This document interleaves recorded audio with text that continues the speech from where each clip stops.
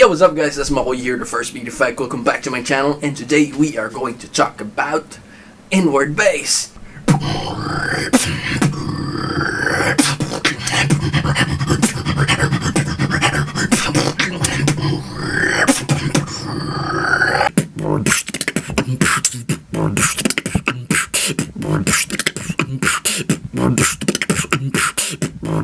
Alright, so ayun nga, anong hirap. Grabe. Okay, so alam kong medyo sobrang dami yung nagre-request ng tutorial na to. And pasensya na, medyo natagalan. Reason behind that is nung isang araw ko lang talaga inaral tong inward bass kasi wala talaga sa linyada ko ang pag-i-inward bass. Sineryoso ko lang siya para maituro ko sa inyo. Big shoutouts kay kay Trungbaw. Sa kanya ko natutunan talaga to nung pinanood ko yung tutorial niya nung isang araw. Hey man, if you're watching this, I learned the inward bass because of you. So, yeah. Big ups. Okay. So, as usual, gusto kong hatiin yung technique na yun sa 3 parts. Tama ba?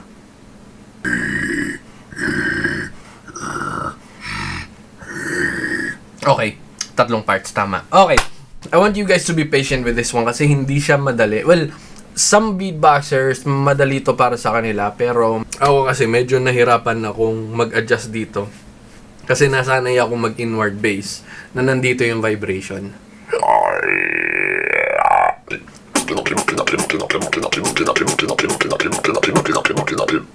Medyo nasanay ako dito. So, yung inward bass, yung totoong, yung kumakalat na inward bass ngayon na, dito siya ginagawa. Taas lang ng konti. I want you guys to focus the pressure here later. So, okay, so inward bass, first step, sobrang lalim na higop ng hangin. Di ba buga?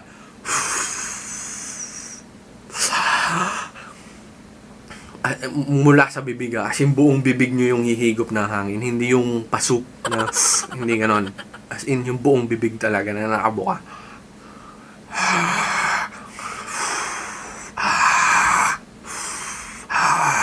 Tapos yung higop ng hangin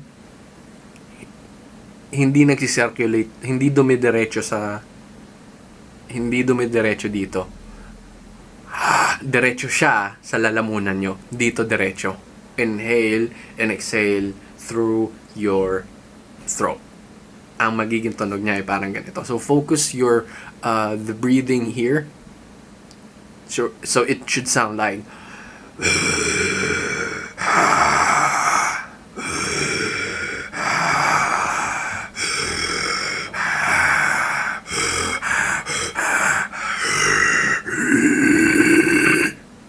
parang ganun. Medyo mas madali to kapag matututunan nyo muna ang throat bass, yung basic throat bass na outward. Check out this tutorial first or kung dito man, kung saan man dyan.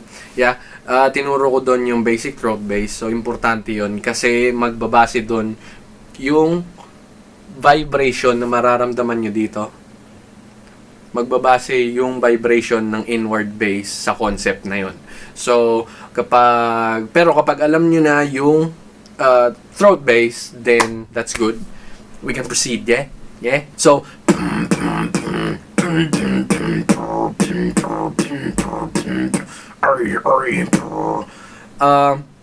kung makapansin nyo, yung masakit na part or yung nagva-vibrate na part is yung nandito. Sakit.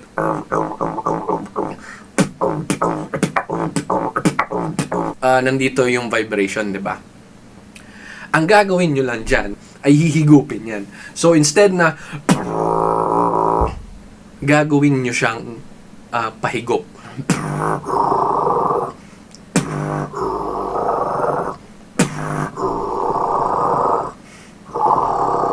So, that's the first step. Second step, ito yung medyo nakatulong sa akin para makuha ang inward throat bass.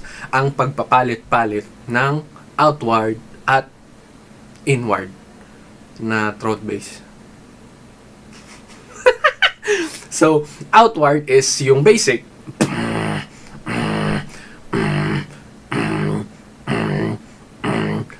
Tsaka yung inward throat bass,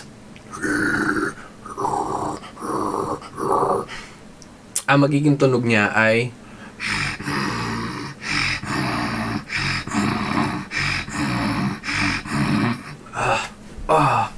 pagpalit-palit nyo lang guys, habang nakasara ang inyong mga bibig. Kasi kapag nakasara yung mga bibig nyo, mas compressed yung pressure doon sa loob ng lalamunan nyo compared sa nakabuka yung bibig nyo.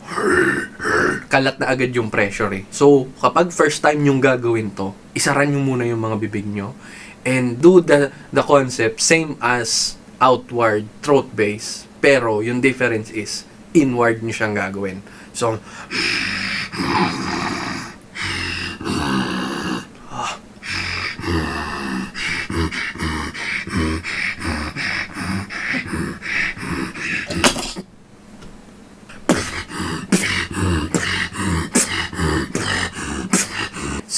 there you go guys. I really do hope that you learned something from me today, especially this inward bass. And if you did, please hit that subscribe button, like this video, and share it with your friends para matutunan din nila yung basics ng inward bass. Sana kahit paano nabigyan ko kayo ng concept kung paano siya ginagawa. I hope to see you guys soon on my next reaction video. So this coming Tuesday, I'm gonna release another tutorial. Please leave a comment down below.